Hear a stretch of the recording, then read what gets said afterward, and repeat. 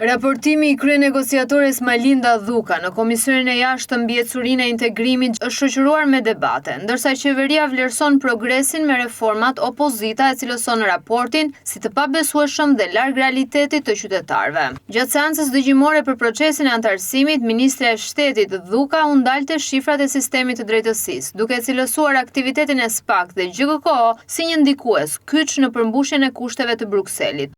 Shqipëria punoi për të plotësuar 24 kushte të ndërmjetme në lidhje me fushën e drejtësisë dhe të sigurisë, që në ndryshe thënë kishin të bënin me 92 drejtime prioritare veprimi, të cilat u plotësuan në një masë shumë të gjerë. Kjo ka përfunduar në fund të janarit në fillim të shkurtit të këtij viti. Shqipëria ka marrë rekomandimin pozitiv mbi njohjen e progresit nga Komisioni Evropian dhe aktualisht, siç jeni në dieni, vazhdon diskutimi mes 27 vendeve anëtare në Këshillin e vendeve anëtare në lidhje me së pari është qyrtuar raporti i progresit të Shqipërisë dhe së dyti po diskutohen kushtet për mbylljen e negociatave për 2 fusha ose kapituj, kapitullin 23 dhe kapitullin 24, ndryshe e thënë thjesht, siguria dhe drejtësia.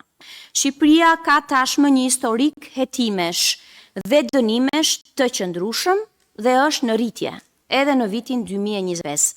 Në lidhje me korrupsionin e nivelit të lartë, gjatë vitit 2025, u regjistruan 6 hetime të reja penale, 10 akt akuza dhe 6 vendime gjyqësore të formës së prerë.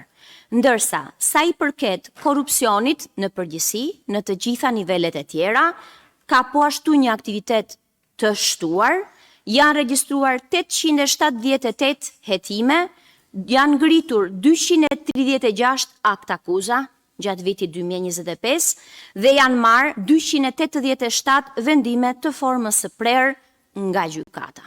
Pra është punuar në drejtim të parandalimit, ashtu sikurse dhe në drejtim të luftës me anë të organeve të drejtësisë ndaj korrupsionit, veçanërisht punën e prokurorisë së posaçme SPAK, që ka bërë një punë të vlerësueshme dhe aktiviteti të cilës është rritur gjatë vitit 2025, por njëherë është edhe gjykatës së posaçme.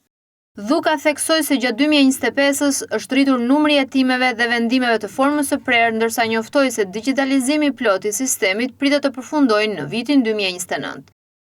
Një drejtim tjetër i rëndësishëm ku është punuar gjatë vitit 2025 ka qenë ai i lidhur me modernizimin dhe digitalizimin e sistemit të drejtësisë. Tashmë është në proces sistemi menaxhimit të çështjeve gjyqësore dhe prokurorale, pra edhe prokurorit edhe gjykatat po dizenjojnë sistemin digital për të menaxhuar çështjet.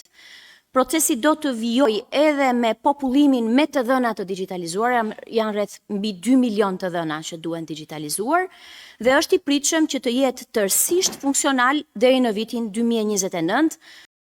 Në anën tjetër, nënkryetaria e komisionit, Albana Vokshi, i hodhi poshtë pretendimet duke argumentuar se raporti i qeverisë injoron gjetjet e institucioneve ndërkombëtare. Vokshi pyeti kryenegociatoren nëse i beson personalisht arritjet e paraqitura, duke insistuar se korrupsioni mbetet në nivele shqetësuese dhe se procesi i integrimit po mbahet larg transparencës publike. Asnjë referencë nuk është bërë në raportin tuaj për sa i përket gjithë raporteve të institucioneve ndërkombëtare. Merrni raportin e fundit të AFET-it, Komisionit të Jashtëm të Parlamentit Evropian, ka një listë me dokumenta të cilët i referohen.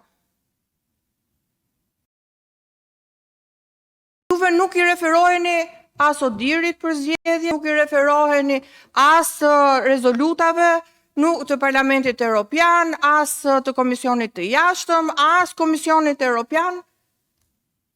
As folët për median e lirë, por nuk ju referuat as raportit të fundit të Reporters Without Borders për indeksin e lirisë së medias. Folët për korrupsionin, por nuk ju referuat as raportit të fundit të Transparency International për sa i përket vlerësimit të perceptimit të korrupsionit.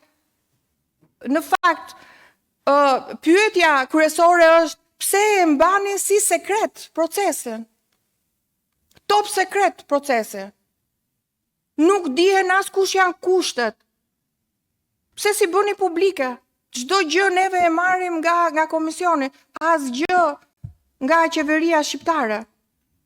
Sipas raportit të paraqitur nga Dhuka, zbatimi i masave kundër korrupsionit në sektorët me risk si pronat dhe shëndetësia arriti në 83% për vitin 2025, shifër kjo që u kontestua nga përfaqësuesit e opozitës.